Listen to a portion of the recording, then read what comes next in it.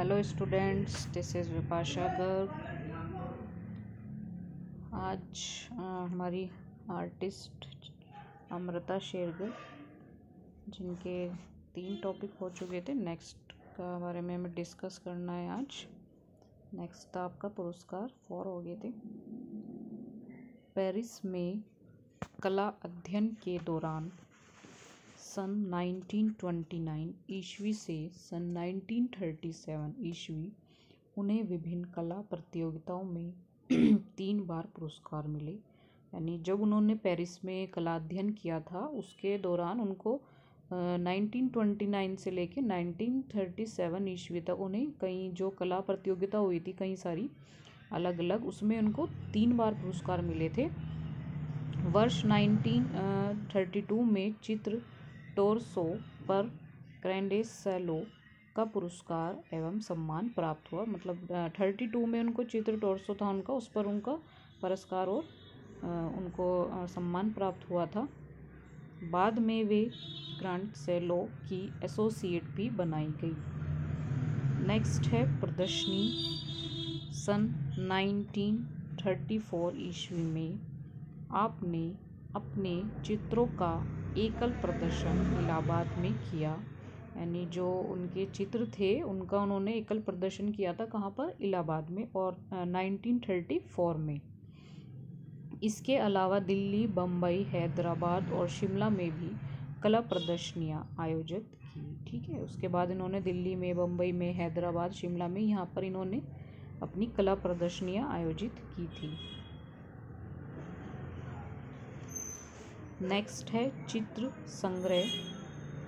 अमृता के लगभग 30 चित्र राष्ट्रीय आधुनिक कला संग्रहालय नई दिल्ली में, कुछ राष्ट्रीय संग्रहालय नई दिल्ली व श्रीमती इंदिरा सुंदरम के निजी संग्रहालय में भी देखे जा सकते हैं। यानी इनके काफ़ी 30 चित्र जो थे वो राष्ट्रीय आधुनिक कला संग्रहालय में जो नई दिल्ली में है, और कुछ राष्ट्रीय संग्रहालय वो भी नई दिल्ली में है, व श्रीमती इंदिरा सुंदरम के निजी संग्रहालय। ये जो श्रीमती इंदिरा सुंदरम है उनका जो निजी संग्रहालय है वहाँ पर इनका चित्र संग्रह देखा जा सकता है। मृत्यु। अमृता की मृत्यु 5 दिसंबर सन 1941 ईस्वी को एक दीर्घकालीन अव्यवस्था के कारण अल्पायु में ही हो गई। यानी 1941 5 दिसंबर को इनकी मृत्यु हो गई थी। ठीक है, अस्वस्थता के कारण, मतलब ये बीमार रहने लगी थी। अब नेक्स्ट है यामिनी राय। नेक्स्ट आर्टिस्ट हैं ये आपके।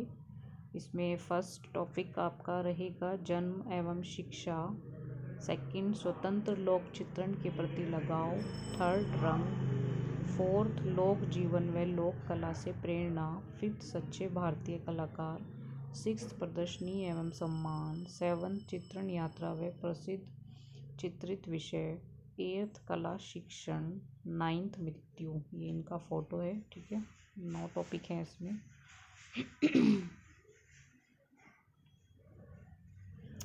फर्स्ट है जन्म एवं शिक्षा। यामिनी राय का जन्म 10 अप्रैल सन 1887 ईस्वी को पश्चिमी बंगाल के बांकुरा क्षेत्र के बेलियातोड़ गांव में हुआ था। इनकी जो डेट ऑफ बर्थ है वो 10 अप्रैल 1887, ये आप याद रख लेना। कहाँ पर हुआ था? पश्चिमी बंगाल के बांकुरा क्षेत्र के बेलियातोड़ गांव में हुआ था, मतलब पश्चिमी बंगाल की साइड हुआ था। इनके पिता राम रतन राय, इनके फादर का नाम था राम रतन राय, जो एक उच्च जमींदार एवं शिल्प प्रेमी थे। जो इनके फादर थे वो जमींदार थे और शिल्प प्रेमी भी थे।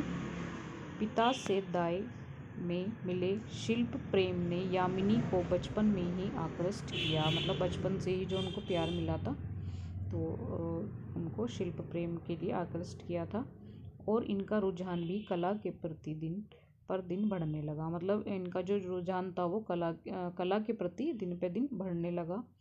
कला के प्रति रुझान को देखकर इनके पिता ने इन्हें स्कूल ऑफ आर्ट्स में प्रवेश दिलाया। मतलब फिर जब इनके फादर ने देखा कि कला के प्रति इनका रुझान, तो इनके फादर ने इनका एडमिशन करवाया स्कूल ऑफ आर्ट्स में, जहां इस तरुण कलाकार ने कोलकाता के अंग्रेजी शिक्षा पद्धति से कला शिक्षा ग्रहण करनी प्रारंभ की। तो वहाँ पे जो तरुण कलाकार थे, इन्होंने कोलकाता की अंग्रेजी शिक्षा पद्धति से इन्होंने कला शिक्षा ग्रहण करनी शुरू की। लेकिन इनके हृदय पटल पर ग्रामीण परिवेश व रंगों की छाप होने के कारण इनका मन, मतलब इनके हृदय पर ग्रामीण परिवेश और रंगों की छाप ज़्यादा थी, तो इस वजह से इनका मन पश्चिमी कला पद्धति में नहीं रम पाया। मतलब जो आज की मॉडर्न है, जो पश्चिमी कला थी, उसमें ये रम नहीं पाए थे। डिप्लोमा प्राप्त किए बिना ये विद्यालय को छोड़ाए। मतलब फिर डिप्लोमा इन्होंने लिया नहीं था, उसके बिना ही ये विद्यालय को छोड़ आए थे। नेक्स्ट है स्वतंत्र लोक चित्रण के प्रति लगाव। यामिनी बाबू कला के क्षेत्र में वही काम करना चाहते थे जिसमें सृजनात्मक सुख प्राप्ति हो व माध्यम की स्वतंत्रता मिले। यानी जो यामिनी जो बाबू थे, वो कला के क्षेत्र में वही काम करना चाहते थे जहाँ पे सृजनात्मक सुख की प्राप्ति और माध्यम की स्वतंत्रता मिले।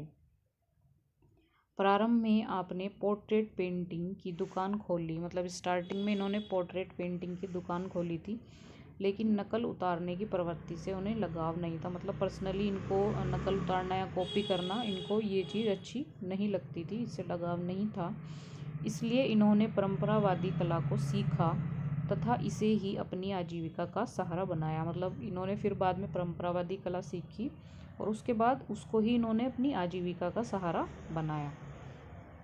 दृश्य चित्रण में भी इनकी रुचि नहीं रही। मतलब जो सीनरीज होती हैं, पेंटिंग्स, लैंडस्केप, उस तरह के चित्रण में भी इनको रुचि नहीं थी, इनको पसंद नहीं थे। और ये पश्चिमी कलाकार वान गो व माने से प्रभावित रहे। जो पश्चिमी कलाकार हैं, आपने पढ़े हुए हैं, वान गो और माने, उनसे ये प्रभावित रहे हैं।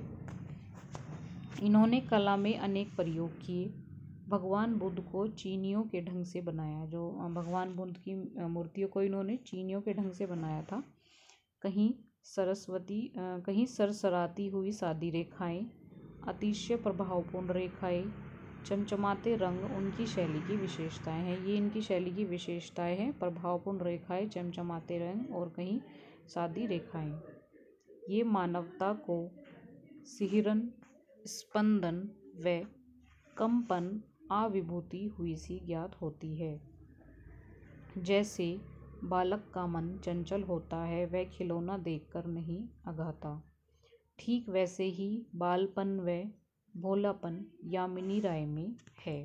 मतलब इन्होंने एग्जाम्पल दिया है कि जैसे बालक का मन चंचल होता है, खिलौना देखकर वह नहीं अघाता, वैसे ही इनका बालपन और भोलापन वो यामिनी राय में है। उन्होंने स्वयं कहा है, जैसे बच्चा हो उसे सब कोई गोदी में लेते हैं, ऐसे ही मेरी कला है। जब आदमी मार्ग भूल जाता है, चारों तरफ अंधियारा होता है। मतलब उन्होंने खुद कहा था कि जैसे कोई बच्चा हो, कोई गोदी में ले लेते हैं, तो ऐसे ही इनकी कला भी है। जैसे आदमी मार्ग भूल जाता है और चारों तरफ अंधियारा होता है, उसको कुछ समझ नहीं आता कि अब वो कहाँ जाए, अंधेरा ही दिखता है, तब बालक से मदद मिलती है। सबसे भीतर जो आत्मा है वह बालक है। मतलब जो सबसे भीतर क्या है कि जो हमारी आत्मा है, उसको ही इन्होंने बालक बताया है। ठीक है, आगे के टॉपिक नेक्स्ट वीडियो में डिस्कस करेंगे। ये रंग का इसमें इससे आगे का